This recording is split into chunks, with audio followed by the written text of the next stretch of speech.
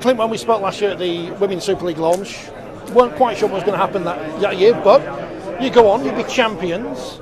Surely the men have got to catch up now. Yeah, well, there's a precedent there, mate. And again, I'll bore you to death with this stuff, but it's all about incremental improvement, isn't it? So, we've been a playoff team the last 2 seasons, mate. First time the club's had back-to-back playoff years in the championship.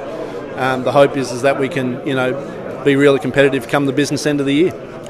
You've launched a new documentary series last night. You're doing all these things off the field, which is important in this new IMG world. Yeah, it's funny, isn't it? We're all looking for ways to increase our gradings and some of the spends and concepts, mate. I don't really like seeing my mug on telly, I'll tell you, but if it gives us, an extra 50,000 engagements, mate, I'll do it. And that's kind of the concept this year, and that's why we're going to probably, try some things, and hopefully there's more success than failure there. But yeah, it's interesting, mate. Is that the test now? You just have to try different things and try to get people in either sitting in the community stadium or just watching online and clicking clicks. All of the above. Yeah, all of the above. A lot of what we do, mate, has to attract new people to rugby league. So if we just keep targeting rugby league people with rugby league content, we're never going to attract them. So for me, it's what stories can people relate to. What match day experience is going to bring someone who's not a die-hard rugby league person to the stadium and keep them at the stadium. So you've got to put yourself out there in silly ways sometimes and see how people take it. But you'd rather not be in front of the camera. You're not one of these chairmen who likes to be. We've got plenty of egos in rugby league, but you're not going to be one of them. No.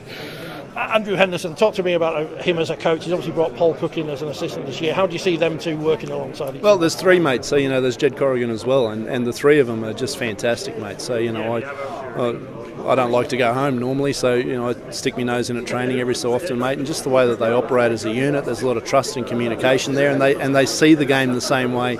They're very very trusting in each other, and they communicate and challenge each other the right way. It's exciting. I think they're going to do well. 1895 Cup kicks off the season. How do you see that as someone behind the scenes, as someone counting the pennies? How important is that to build up to the championship season itself? I don't think we'll know until it's underway, mate. What I do like is that everyone in Championship and League One is on a level playing field at the moment. Well, in a way, everyone has a crack at winning the 1895 Cup.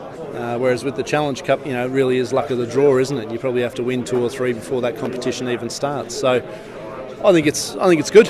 I like the pool play. I like that everyone gets a certain number of games, that it can be put out in advance. From a planning and ticket sales perspective, it's always easier to sell tickets when you know who you're playing and where you're playing them on what day. Yeah. How hard is it for you? Because you can put all the planning in off the field, but when it comes down to it, it's what happens on the field. Does that frustrate you at all when you're watching the game and things don't quite go your way? Oh, life's frustrating, isn't it, mate? So it just is probably exacerbated on rugby league match days. Effort and energy, mate. You control your effort, your energy, and your attitude. You just hope that you get it right, and positive results are more than negative. But it's frustrating at times. There's no doubt.